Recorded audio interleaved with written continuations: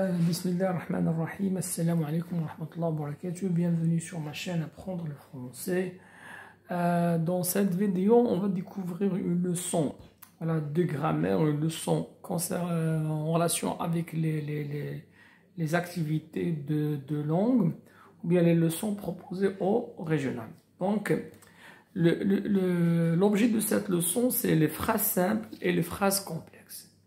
Alors, d'abord, qu'est-ce que c'est une phrase simple? Une phrase simple comporte une seule proposition. Voilà, c'est-à-dire une seule proposition où il y a seulement un seul verbe conjugué.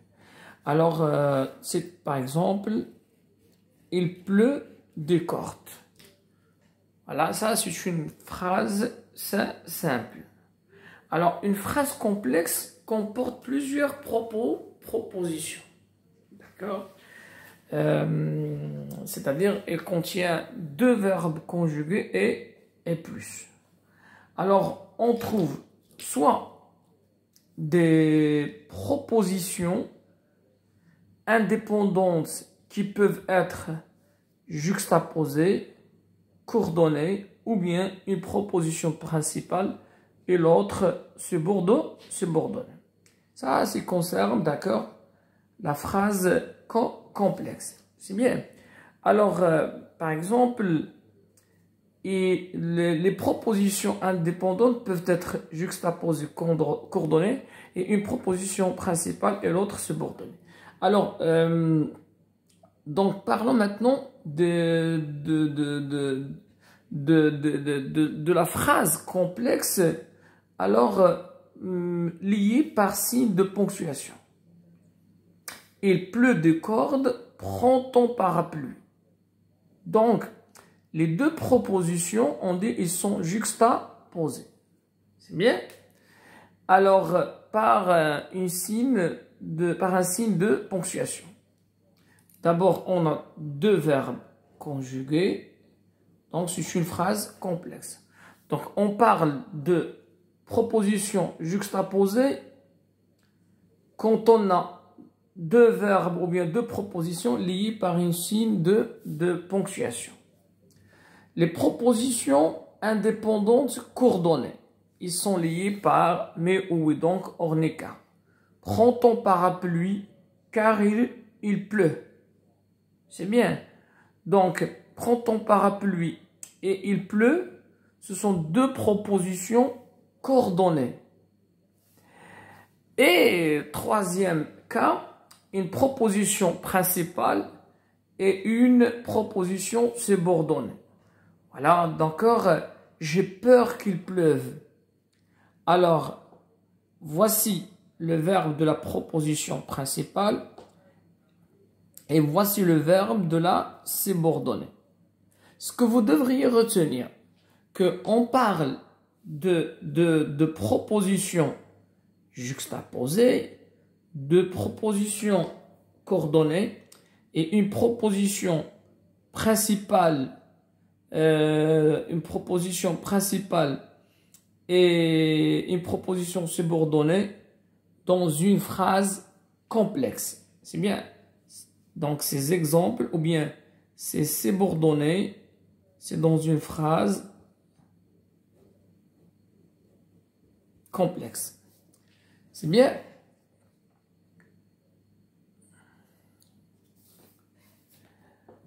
Alors, remarque, la proposition subordonnée dépend de la principale. C'est-à-dire, on a une proposition qui dépend de l'autre. Il ne peut pas fonctionner seul. La proposition subordonnée peut être, voilà, une proposition subordonnée relative.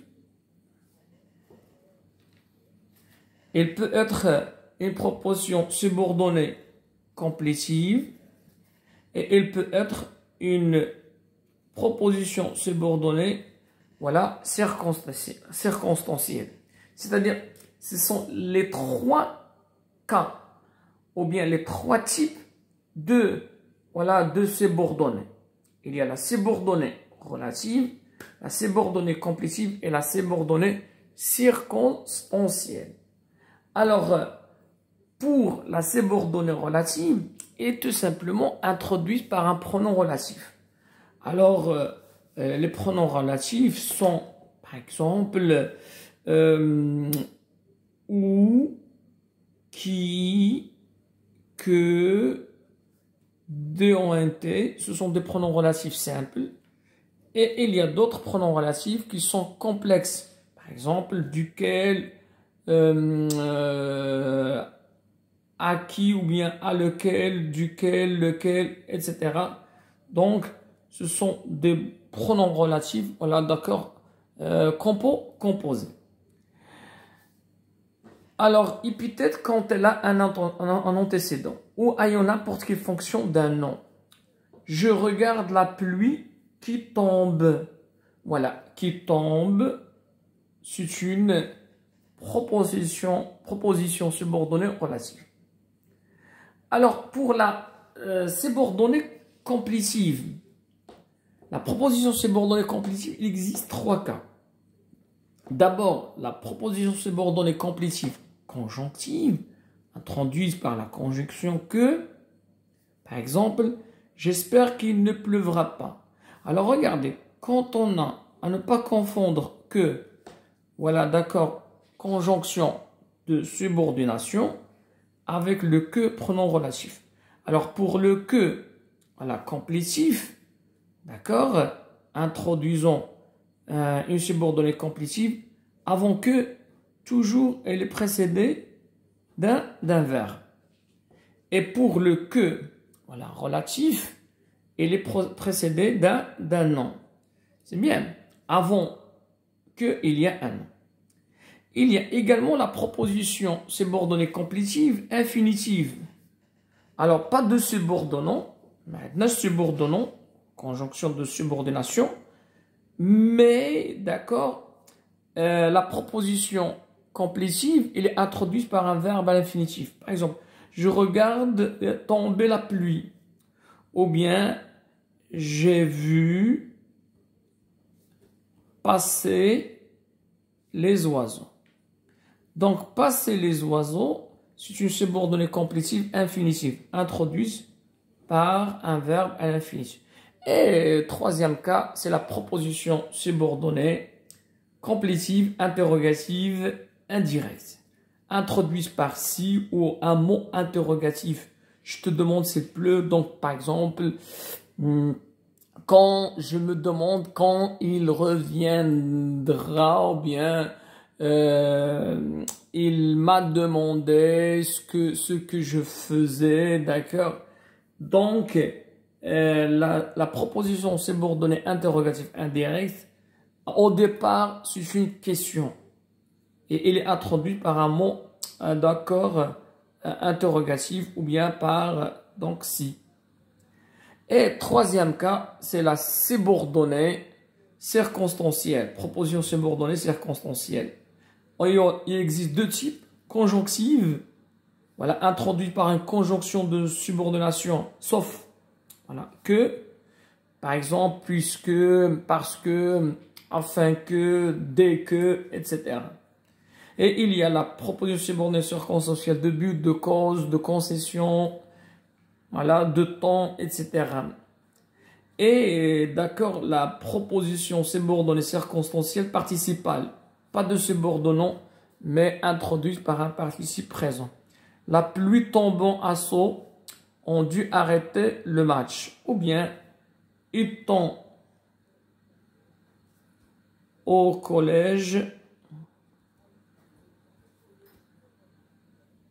étant au collège, je pêchais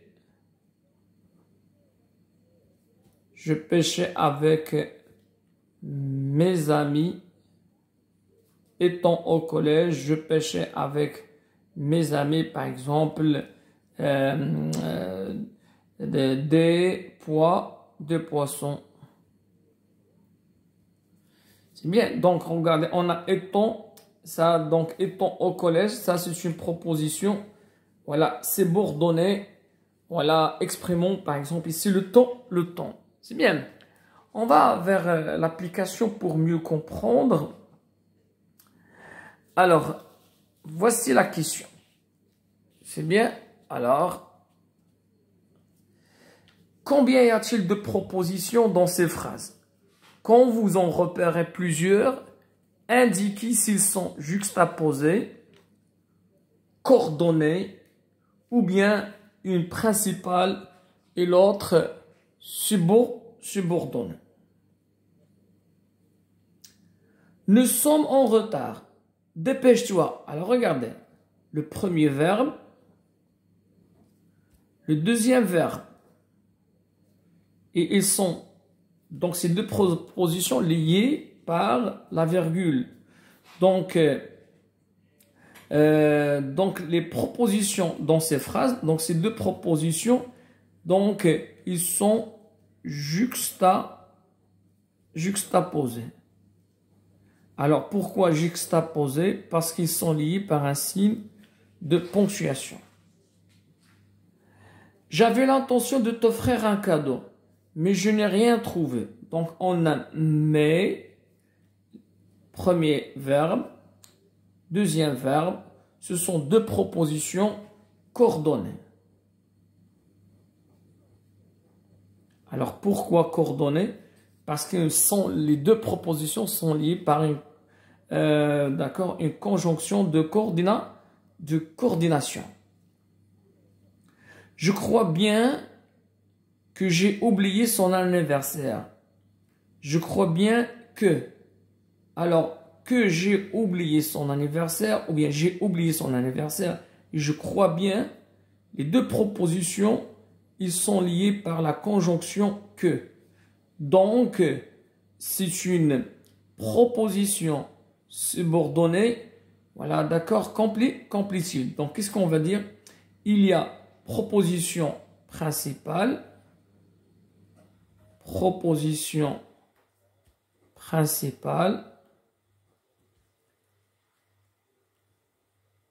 et une subordonnée. La principale, je crois bien, et j'ai oublié son anniversaire, c'est subordonnée. Et une. J'avais demandé qu'on ne me dérange pas. Voilà, d'accord. La première proposition, la deuxième proposition. Ils sont liés par. Donc, que et avant que, il y a un verbe. Donc, ça, c'est une. Ils sont d'accord tout simplement. On a une proposition principale.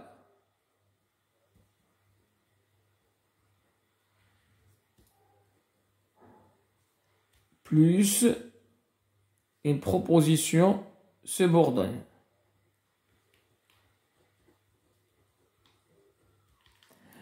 Béatrice cherche quelqu'un qui puisse l'aider. Alors regardez, les deux propositions, elles sont liées par qui? Un pronom relatif. Donc, qu'est-ce qu'on a? On a une proposition principale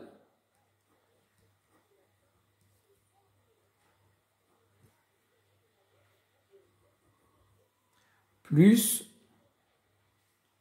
une subordonnée. Il a dit qu'il allait chercher son carnet de chèques, oublié dans la voiture, et il n'est jamais revenu. C'est bien.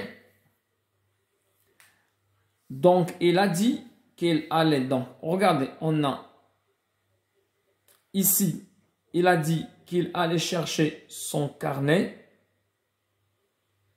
On a deux propositions. Il a dit aller chercher. Donc, ici, on a proposition principale pour plus une proposition subordonnée. Voilà, la subordonnée complétive, conjonctive. Et on a donc cette proposition, cette phrase ou bien cette proposition liée à l'autre, il n'est jamais venu par et. Donc, qu'est-ce qu'on va dire? Deux propositions coordonnées. D'accord? Cette proposition, c'est bien, tout d'accord, est liée à la deuxième, à l'autre proposition par et. Donc, coordonné.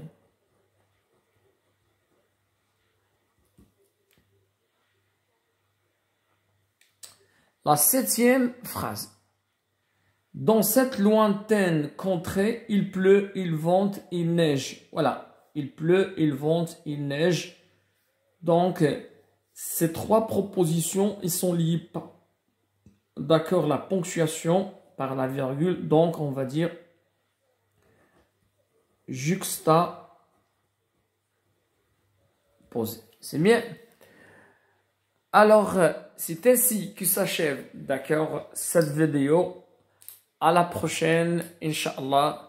J'espère que vous avez bien compris, voilà, d'accord, clairement, donc, les phrases simples et les phrases spéciales, c'est surtout, donc, les phrases complexes qui comportent plusieurs propositions. À la prochaine vidéo, Inch'Allah.